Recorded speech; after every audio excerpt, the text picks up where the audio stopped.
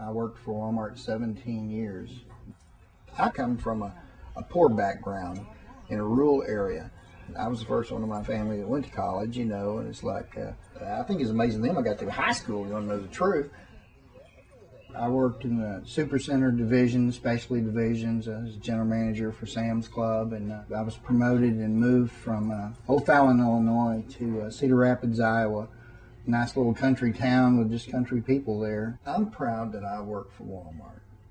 I'm not proud of what I did for Wal Mart.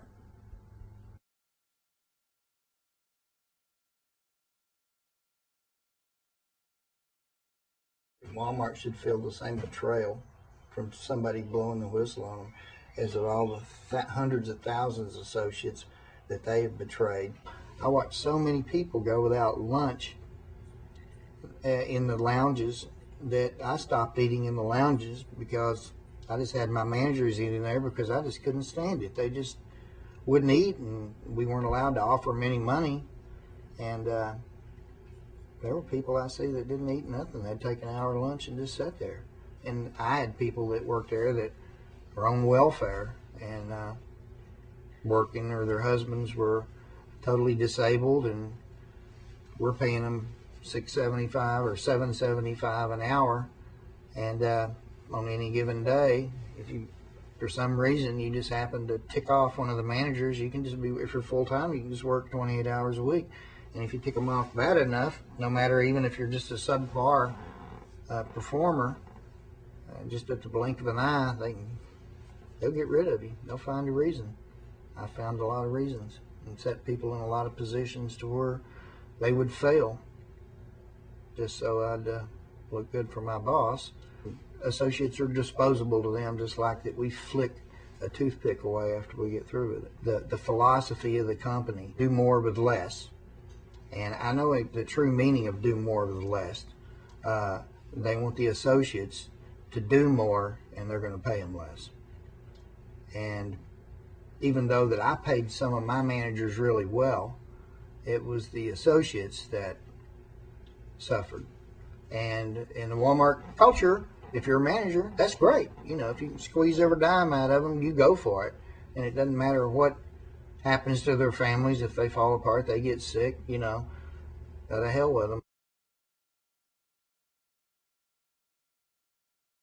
I always had a manager that eat in the lounge with the associates, and if anything was brought up about any terms, any union terms whatsoever brought up, we watched that associate. First time we caught them talking to somebody about something, it didn't matter what it was, but if we couldn't tell what they were talking about, we terminated them too. And that was just the beginning. Whenever I was transferred to Annapolis, Maryland, which was probably the worst time of my life, I was briefed on what to do when I got up there, and they had just come off of a union campaign, and to offset the vote, they had transferred 33 associates into the Sam's Club. And as far as I know, from what I was told by the director of operations at the time, I did find out later that they had backdated all the transfers to make the people legal enough to vote. And when I brought this to the director of operations' attention, she told me that I didn't know what I was talking about, and I just need to leave it alone.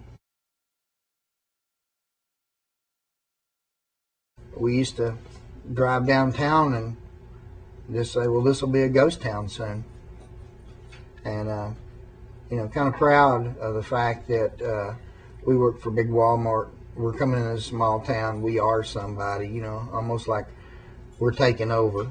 To hell with it. Walmart buy the damn town. You know, we'll shut them down. And we used to drive through towns going 6 months, 3 months, 6 months of when we'd be closing them. And unfortunately, watched a lot of businesses close. And although, you know, Walmart says they'll hold this meeting and they'll help people, they'll send people in to help your business, you know. Well, that's great if you're telling your story on TV about what Walmart's doing for you, and then as soon as it's publicized or on TV, you know what, they pull the ad and dump you and they're gone.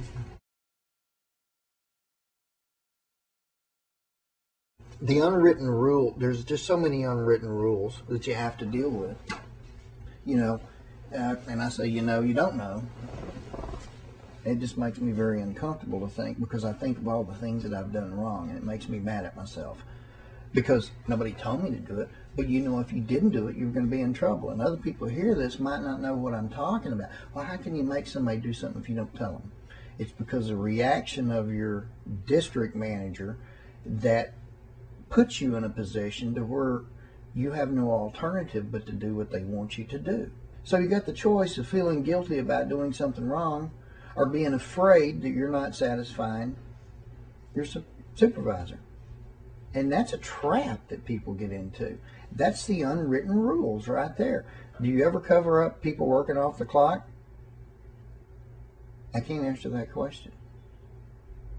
And the reason I can't answer that question is because no matter what I say, I'm still guilty. Because I may not have done it, but I may have instructed someone else to do it. I consider myself the mob boss, and I'd have one of my lieutenants / co-manager ask people, go get on to people. They were the disciplinarians or the assistant principal, however you want to put it. But those were the ones that kicked ass, and I was the nice guy. I've seen managers go in when someone worked 41, 42 hours and change it to 40 hours. I never directly authorized anybody to do that, but I turned my back whenever I saw it happening. And that's just as bad. If I was a devil's advocate, I'd say nobody made you do those things. Nobody told you you had to do those things. Well, if that's true, then why have I worked with all these people all these years, and they all think like me and feel like me and feel the same pressures and are doing the same things? People are transferring from other states, and I'd catch them shaving payroll. Now, you think that was an isolated incident? That might be if there's one of your managers doing it. But if you have 8 and they're all talking about doing it, and they all come from different district managers, different states, different stores, they all train, how would they all know about it and know how to do it? I'm not the only one that did it. I've seen every manager except for one general manager do it.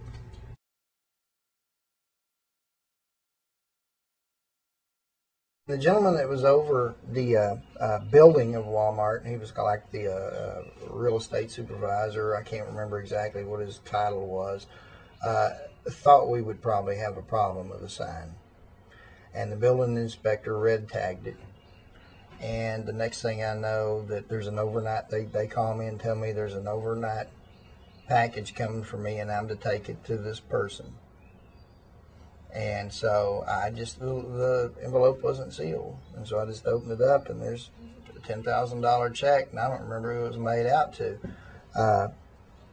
And I gave it to the individual, and the very next day, the red tag's off the sign.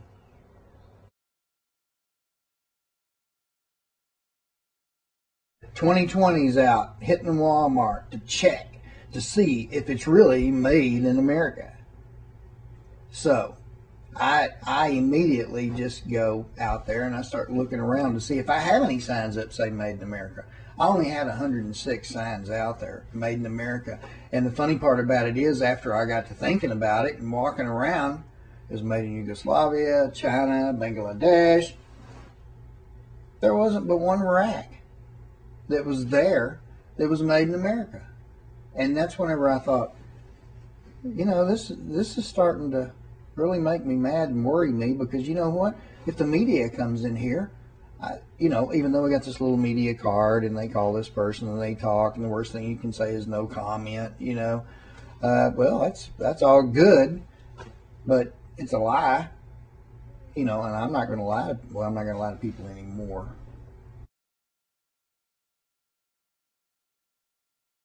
Life began after Walmart, because you don't know the quality of life you can really have once you get out of the company, because you get caught up in that culture, that cult, whatever you want to call it, and it just consumes you. It's almost like, you know, when soldiers come home from Iraq, they go through the debriefing, you know. It's almost like when you leave Walmart, you have to be debriefed to know how to be a human being. And the worst part about it is that nobody will ever know how big this is what happens to people, and there's got to be more people like me out there, but they're too afraid to say anything. I don't care what anybody says. Anybody that works for Walmart's in management are not going to talk on camera while they're still working for Walmart. That's a death sentence right there. And let me tell you something. I still have a certain fear of retaliation without working for them.